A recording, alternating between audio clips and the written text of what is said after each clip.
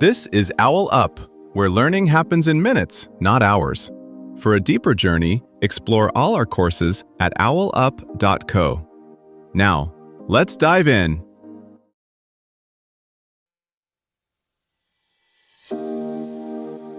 Welcome to Chapter 3 of our series, How Organizations Work: Systems, Power, and Culture. In this episode, titled Culture, the Invisible Rules That Shape Behavior, we'll unravel the concept of organizational culture and explore how these unseen norms influence the way we work together. So, let's dive in.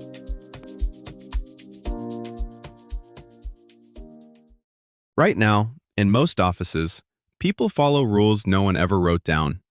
A joke you can't make. A question you're not supposed to ask. Here's the twist. Those invisible rules are doing more to drive performance than almost any official strategy document.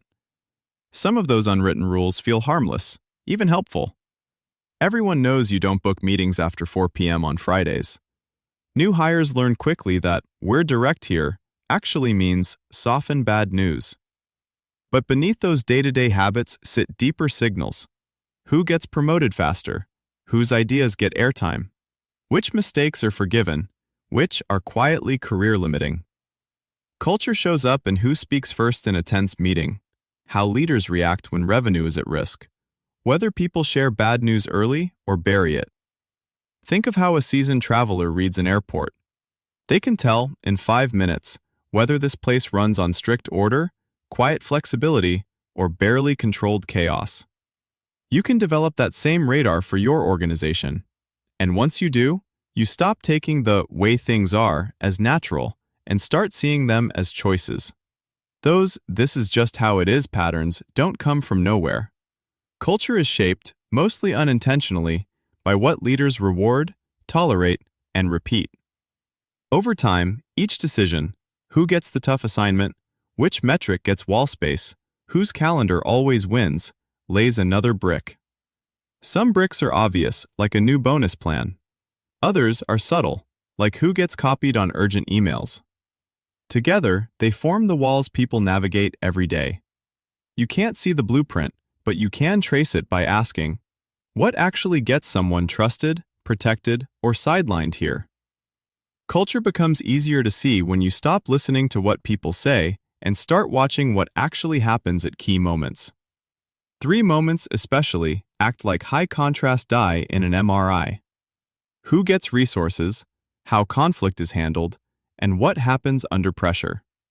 First, follow the money, time, and attention. In one company, leaders talked endlessly about innovation, but every budget review cut experimental projects first and fully funded anything that protected existing revenue. No one ever announced, "we're risk-averse now." People just watched where approvals flowed. Within a year, the boldest product managers had either left or learned to present every new idea as a minor tweak to something proven. Second, watch conflict.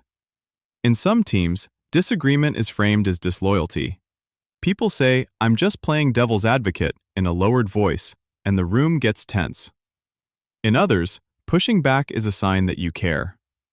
The same words, "I don't think this will work," can either earn you a reputation as difficult or mark you as a critical thinker. That difference doesn't live in value statements. It lives in what happens to the last person who challenged a senior leader in public. Did their arguments get integrated, or did their next performance review suddenly include vague feedback about tone? Third, look at behavior when the stakes spike. A missed quarter, a public mistake, a major outage. Under strain, the real priorities surface. One retailer facing a crisis quietly instructed store managers to override return policies and eat short-term losses to protect trust.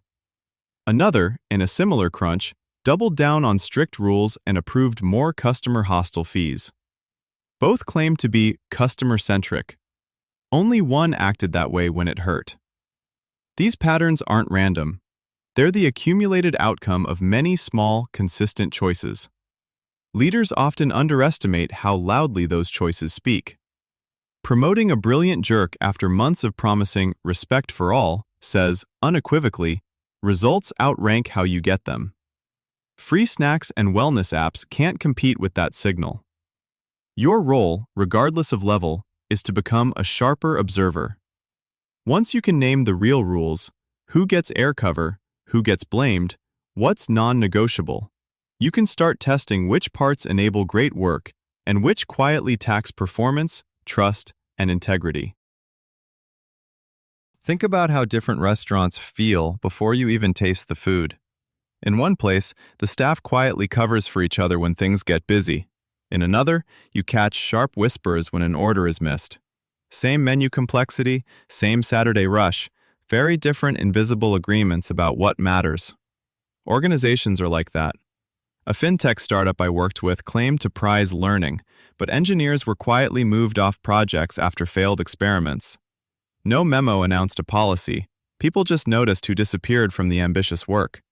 Within months, demos became heavily scripted and stretch ideas dried up. Contrast that with a manufacturing firm that held short, blameless debriefs after quality issues. The person who surfaced a problem first often got asked to present fixes to senior leaders. Over time, spotting risk early became a status move. The process documents barely changed, but the social rewards did, and performance followed. Culture will get harder to fake. As tools quietly map who actually talks to whom, which teams share credit, and where cynicism clusters, leaders will see patterns they used to feel only anecdotally. Think of it like turning on the kitchen lights after years of cooking in dimness. You'll notice spills, but also discover which habits reliably produce great dishes. The edge will belong to organizations that treat this visibility not as surveillance, but as a mirror to refine how they truly work. The uncomfortable part is realizing you're not just living in this system, you're helping write it.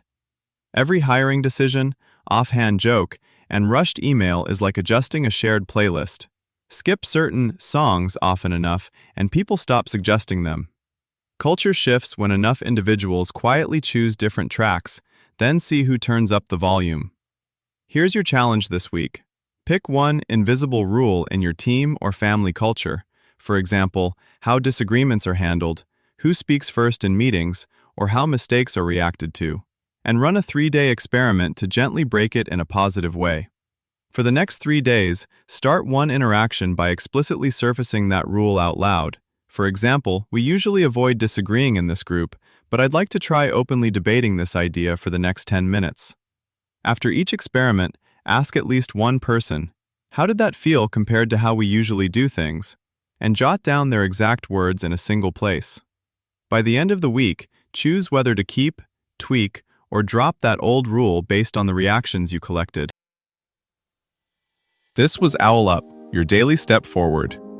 This series continues with more chapters on OwlUp.co. Visit OwlUp.co to access the complete course and continue your learning journey. See you there!